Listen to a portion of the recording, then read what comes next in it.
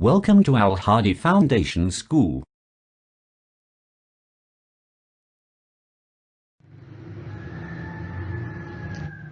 Assalamu alaikum dear students. Today we are going to start our maths lecture from unit number 13, triangles, and exercise 13b. Question number 1. Question 1 is state whether the following are true or false. आपके पास कुछ statements होंगी. You have to check which one is true and which one is false. Number 1. A right triangle can also be an isosceles triangle. एक right triangle isosceles triangle भी हो सकती है. Yes, it's true क्योंकि right triangle आपके पास isosceles triangle हो सकती है. उनकी दो साइड्स इक्वल हो सकती हैं. सो दिस स्टेटमेंट इज ट्रू क्योंकि आपके पास अगर उसकी एक साइड की लेंथ उसका एंगल 90 डिग्री का है तो आपके पास उसकी दूसरी साइड की लेंथ इक्वल हो सकती है. Part 2. A scalene triangle is always an acute angled triangle. Scalene triangle कौन सी होती है जिसकी कोई साइड भी इक्वल नहीं होती. तो वो कहते हैं कि क्या वो हमेशा एक्यूट एंगल ट्रायंगल होती है. नो क्योंकि अगर वो एक्यूट एंगल ट्रायंगल ही जस्ट होगी उसमें जस्ट 45, 45 एंड 45 का एंगल होंगे तो 180 के इक्वल नहीं होते. So this statement is false. Next, an isosceles triangle can also be an obtuse angle triangle. एक isosceles triangle obtuse angle triangle भी हो सकती है. यस, आप देखें हमने जब एंगल क्लासिफिकेशन बाय एंगल्स पढ़ी थी तो उसमें हमने देखा था कि जिस ट्रायंगल की एक भी साइड ऑब्ट्यूज हो वो ऑब्ट्यूज एंगल ट्रायंगल होती है. तो आइसोसेलेस ट्रायंगल में एक साइड तो ऑब्ट्यूज हो सकती है. So this statement is true. Last one, the exterior angles of an equilateral triangle. एक इक्विलैटरल ट्रायंगल कौन सी होती है जिसकी तीनों साइड्स इक्वल होती हैं. उसका exterior angle, triangle are not और ऑल इक्वल. वो कहते हैं कि इक्विलैटरल ट्रायंगल के एक्सटीरियर एंगल्स इक्वल नहीं होते. दिस स्टेटमेंट इज फॉल्स क्योंकि इक्विलैटरल ट्रायंगल का जो भी एंगल हो वो इंटीरियर हो या फिर एक्सटीरियर, लेकिन इक्विलैटरल ट्रायंगल के तमाम एंगल्स इक्वल होते हैं, अदरवाइज वो इक्विलैटरल ट्रायंगल ही नहीं होती. Question 1 is completed.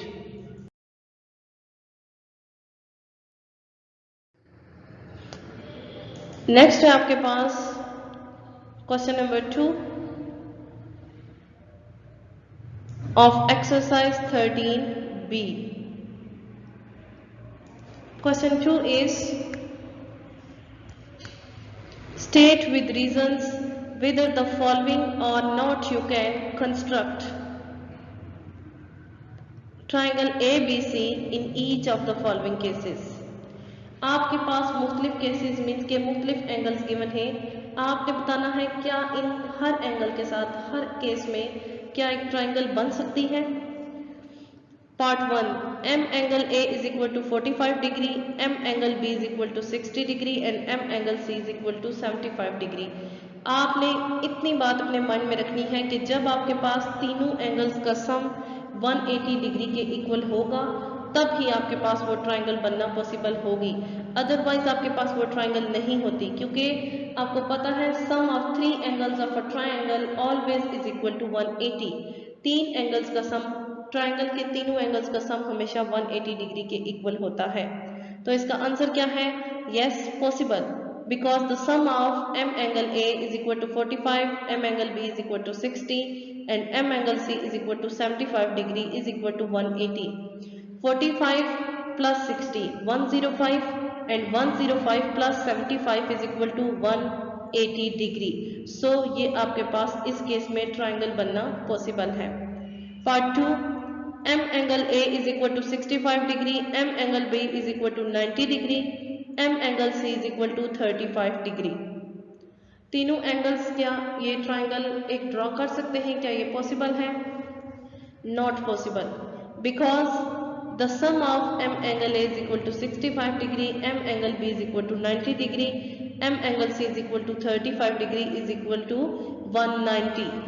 इन तीनों नंबर्स का 65, 90 एंड 35 आप तीनों एंगल्स का सम करें, आपके पास आएगा 190, और 190 180 से ग्रेटर हो जाता है, 190 ग्रेटर देन 180। सो इस सूरत में हमारे पास एक ट्रायंगल इम्पॉसिबल होगी।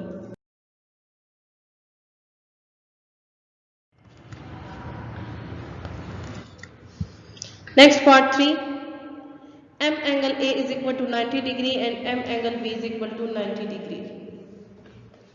अगर आपके पास दो एंगल्स हों, जस्ट दोनों 90 डिग्री के हों, एंगल सी आपके पास अगर दो होंगे तो वो एक ट्राइंगल कैसे कंप्लीट हो सकती है? क्योंकि यू नो वेरी वेल कि एक ट्राइंगल के 3 एंगल्स होते हैं, तो इस तरह तो एक ट्राइंगल कंप्लीट नहीं हो सकती। Not possible, because angle A is equal to 90, angle B is equal to 90, 90 minus 90 is equal to 0 degree. Part 4, angle B is equal to 120 degree, angle C is equal to, यहाँ पे is equal to है 60 degree, यहाँ पे आपने कर लेना है 60 degree. तो इसका आंसर क्या है? Yes possible. यहाँ पे आपके पास 90 दोनों एंगल्स सेम थे, तो जब दोनों एंगल्स एक दूसरे के जब 90 डिग्री के सेम आगे थे, आमने सामने हो, तो वो एक ट्राइंगल नहीं बन सकती। ये दो एंगल्स आपके पास डिफरेंट हैं, एक 120 का, एक 160 का, फिर दोनों लाइंस को ज्वाइन करवा दें तो क्या ये एक ट्राइंगल बनती है? Yes it's possible, because the sum of m angle B is equal to 120 degree and m angle C is equal to 60 degree is equal to 180। आप इन दोनों का सम करें तो आपके पास 180 डिग्री के इक्वल आंसर आता है। इट मीन्स कि ये ट्राइंगल बन सकती है। Part 5, m angle 68 degree, m angle B is equal to 50 degree, m angle C is equal to 62 degree. आप इन तीनों को अगर ऐड करें तो क्या आपके पास आंसर 180 डिग्री के इक्वल आता है? 50 प्लस 60 110, और उसके बाद आप यहाँ से 60 इसमें से 8 और यहाँ से 62 में से 2 ले लें तो 10 120 प्लस जो रिमेनिंग 60 था उसको भी ऐड करें तो 180। Yes possible, because the sum of m angle A is equal to 68, m angle B is equal to 50 degree, m angle C is equal to 62 degree is equal to 180 degree. तीनों angles का sum 180 degree के equal है, so it's possible. Students, question number 1 and 2 are completed. Next lecture में इंशाल्लाह question number 3 से start लेंगे या फिर क्वेश्चन नंबर 4 से, क्योंकि हम आपको पता है हम सिलेक्टिव सिलेबस यूज़ कर रहे हैं, तो उसमें से कोई क्वेश्चन अगर कोई स्किप हो रहा है तो इट मीन्स कि वो क्वेश्चन हमारे सिलेबस में शामिल नहीं है। आज के लिए इतना ही काफ़ी है। ओके, अल्लाह हाफिज़।